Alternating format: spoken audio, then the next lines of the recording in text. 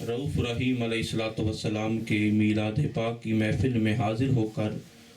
اللہ کریم اور اس کے حبیب کریم علیہ السلام کا ذکر پاک کر رہے ہیں اور سن رہے ہیں۔ یہی ذکر پاک دنیا و آخرت میں ہمارے کام آنے والا ہے۔ قرآن کریم کی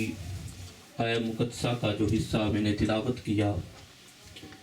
اسی حوالے سے اسی کا ترجمہ اور ایک دو باتیں اس پہ عرض کر کے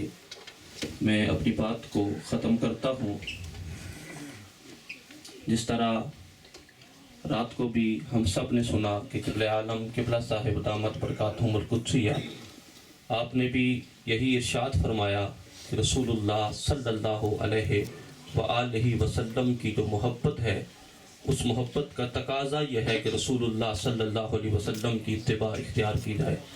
رسول اللہ صلی اللہ علیہ وآلہ وسلم کی تعلیمات کو حاصل بھی کیا جائے اور ان تعلیمات پہ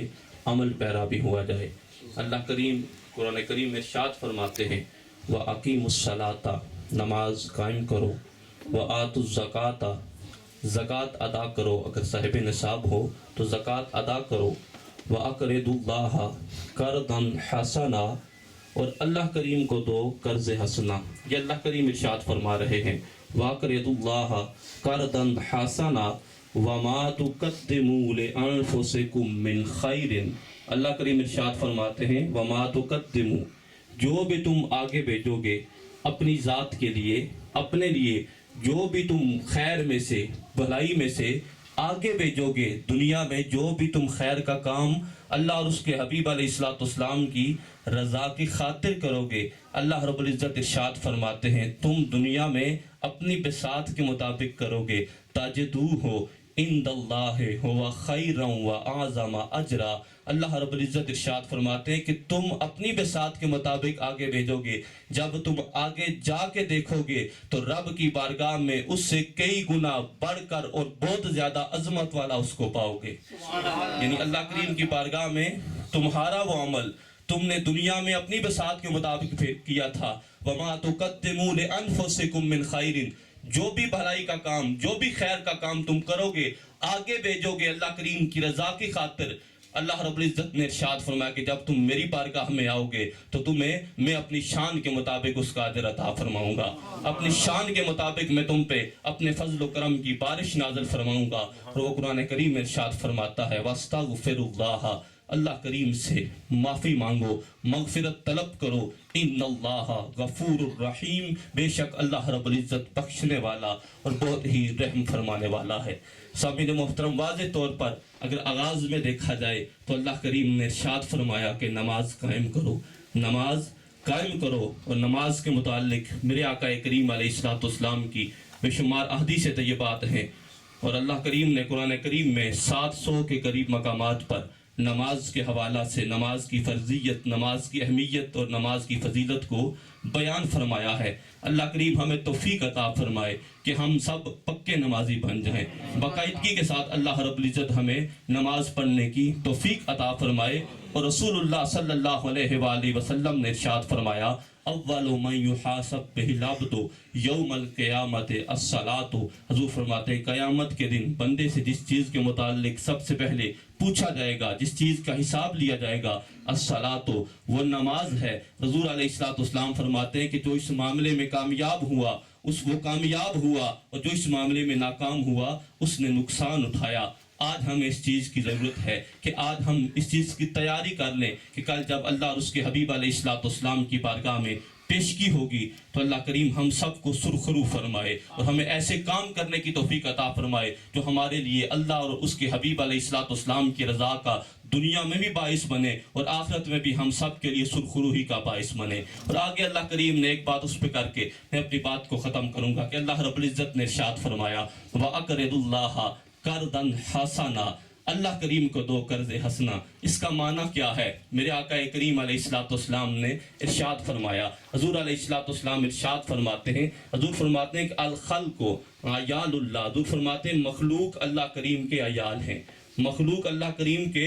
گھر والے ہیں۔ معنی یہ ہے کہ تم مخلوق کے ساتھ بھلائی کرو، اللہ کریم مخلوق کا خالق تم سے راضی ہوگا۔ مخلوق کا خالق تمہیں اس کا اجر عطا فرمائے گا. معنی یہ ہے کہ تم مخلوق کے ساتھ بھلائی کرو اس چیز کو سامنے رکھ کر. کس چیز کو؟ کہ یہ مخلوق کس کی ہے، خالق کون ہے. اللہ کریم کی رضا کو سامنے رکھ کر جب تم مخلوق کے ساتھ بھلائی کرو گے، اللہ کریم اپنی شان کے مطابق تمہیں اجر عطا فرمائے گا، اپنی شان کے مطابق تم پر اپنی رحمتوں کا نزول فرمائے گا. اور ہمیں نظر آتا ہے، ہم یہ باتیں بارہا سنی بھی ہوگی لیکن اصلاح کے طور پر، لیکن ہمیں ابھارنے کے طور پر، کہ رسول اللہ صلی اللہ علیہ وآلہ وسلم نے ارشاد فرمایا کہ جب انسان کے دل میں مخلوق کے لیے درد ہوتا ہے، جب انسان مخلوق کی بھلائی کے لیے کوئی قدم اٹھاتا ہے، تو بخاری شریف کی حدیث پاک ہے کہ رسول اللہ صلی اللہ علیہ وآلہ وسلم نے ارشاد فرمایا، حضور علیہ السلام ارشاد فرماتے کہ گناہگار عورت ہے،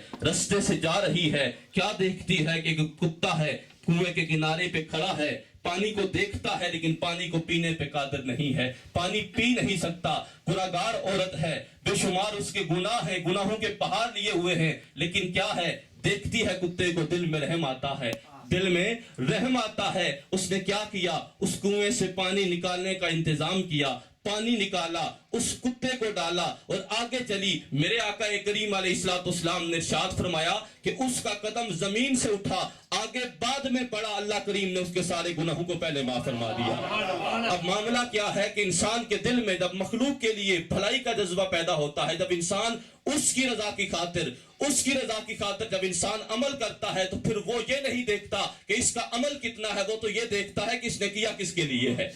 اس لیے تو حدیث پاک میں آتا ہے، رسول اللہ صلی اللہ علیہ وسلم نے فرمایا کہ لا تحقرن من المعروف شیء.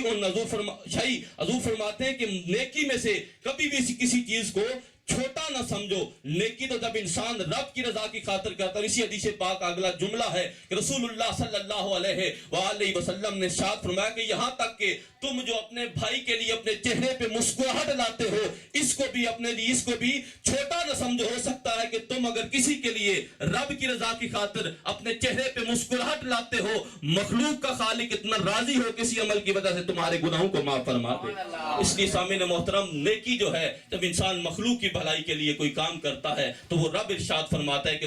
تمہارا کام، پھر میں یہ نہیں دیکھوں گا کہ تمہارا کام کتنا ہے، میں تو یہ دیکھوں گا کہ کس کے ساتھ تو نے کیا ہے، میں تو یہ دیکھوں گا کہ کس کی خاطر، کس کی رضا کی خاطر تو نے یہ کام کیا ہے. تو اللہ کریم ہمیں توفیق عطا فرمائے ایسے کام کرنے کی جو کام مخلوق کے لیے بہتری کا سبب ہوں، ایسے کام کرنے کی جو مخلوق کو جوڑنے کا باعث ہوں، ایسے کام کرنے کی جو ٹوٹے ہوئے دلوں کو جوڑنے کا باعث بنے، ٹوٹے ہوئے دلوں کو جوڑنے کا باعث بنے، کسی کے لیے دکھ کا، کسی کے لیے تکلیف کا باعث نہ بنے. ایک حدیث پاک اور سماعت کریں اور میں اپنی بات کو ختم کرتا ہوں. یہ باتیں ہمارے روزمرہ کی زندگی کے ساتھ ان کا تعلق ہے. رسول اللہ صلی اللہ علیہ وآلہ وسلم نے ارشاد فرمایا، حضور علیہ السلام ارشاد فرماتے ہیں، یہ مریض کی عیادت کے حوالے سے ہے. رسول اللہ صلی اللہ علیہ وسلم نے فرمایا، ما من مسلم یعود مسلما غدوۃ. حضور علیہ السلام فرماتے ہیں کہ جب کوئی مسلمان صبح کے وقت کسی مریض کی عیادت کرتا ہے، کسی مریض کی تیمارداری کے لیے جاتا ہے، اس کے لیے، اس سے پوچھنے کے لیے جاتا ہے،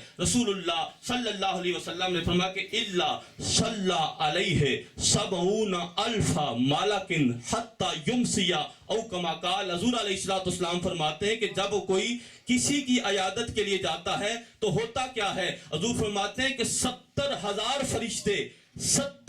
فرشتے رب کی بارگاہ سے اس بندے کے لیے مغفرت و رحمت کی دعا کرتے ہیں.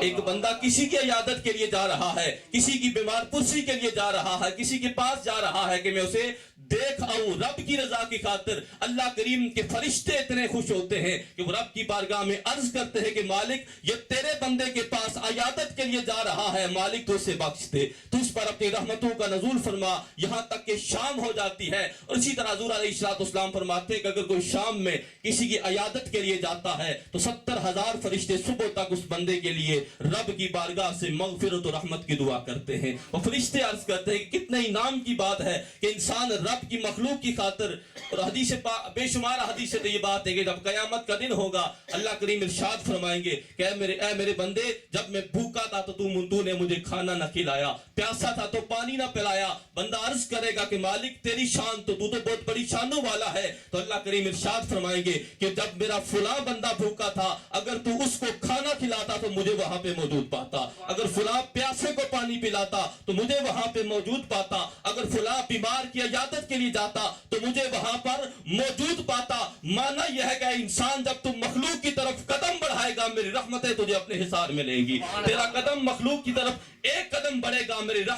میری رحمت 10 گنا بڑھ کر تجھے اپنے حصار میں لے گی. تم میری مخلوق کی طرف چل کے جائے گا, میری رحمت تجھے دوڑ کر اپنے حصار میں لے گی. لیکن شرط یہ ہے کہ تم میری مخلوق کی طرف بڑھ تو صحیح, تو کسی کے لیے بھلائی کا جذبہ دل میں رکھ کر قدم اٹھا تو صحیح. اور حضور علیہ الصلوۃ والسلام نے ارشاد فرمایا, میرے آقا کریم علیہ الصلوۃ والسلام فرماتے ہیں, اگر ایک شخص رستے سے جا رہا ہے, رستے میں دیکھتا ہے کہ خاردار ٹہنی پڑی ہوئی ہے, دل میں خیال آتا ہے, انسان جب دیکھ لیتا ہے, اس نے دیکھ لیا, اگر چاہتا تو پاؤں اوپر سے اٹھاتا, آگے رکھ لیتا, گزر جاتا, لیکن دل میں خیال آیا کہ یہاں سے مخلوق گزرے گی, ہو سکتا ہے کہ مخلوق کو گزرتے ہوئے کسی کے پاؤں میں یہ کانٹا چبھ جائے, انسان گزریں گے, حیوان گزریں گے. رب کی مخلوق کو اس ٹہنی سے, ہے تو ایک ٹہنی, حضور فرماتے ہیں گناہوں کے پہاڑ اٹھا رکھے ہیں, لیکن کیا ہے, اس نے ٹہنی کو دیکھا, خود گزر سکتا تھا, لیکن اس کے دل میں خیال آیا کہ مخلوق یہاں سے گزرے گی, ہو سکتا ہے کہ کسی کو تکلیف پہنچ جائے. اس نے کیا کیا, اس نے اس ٹہنی کو اٹھایا, کام کتنا سا تھا, اس نے ٹہنی کو اٹھایا, ایک سائڈ پہ رکھا, آگے چلا. حضور فرماتے ہیں اس کا قدم آگے بعد میں پڑا, اللہ تعالیٰ نے اس کے سارے گناہوں کو پہلے معاف فرما دیا. مانا یہ ہے کہ سامعین محترم, اللہ کریم کی بارگاہ میں وہ یہی فرماتا ہے, اقرضوا اللہ قرضا حسنا, تم میری بارگاہ کی طرف آؤ, میری مخلوق کے ساتھ بھلائی کرو. جو تم میری مخلوق کے ساتھ بھلائی کرو گے, تو جب تم جو میری مخلوق کے ساتھ بھلائی کر کے میری بارگاہ میں تمہارا جو بھی عمل آئے گا, تمہارا عمل تمہاری بساط کے مطابق آئے گا, میں رب تمہیں اپنی شان کے مطابق اس کا اجر عطا فرماؤں گا. اللہ رب العزت ہمیں ایسے کام کرنے کی توفیق عطا فرمائے جن کاموں میں اس کی رضا ہے, اس کے حبیب علیہ الصلوۃ والسلام کی رضا ہے. وآخر دعوانا ان الحمدللہ رب العالمین.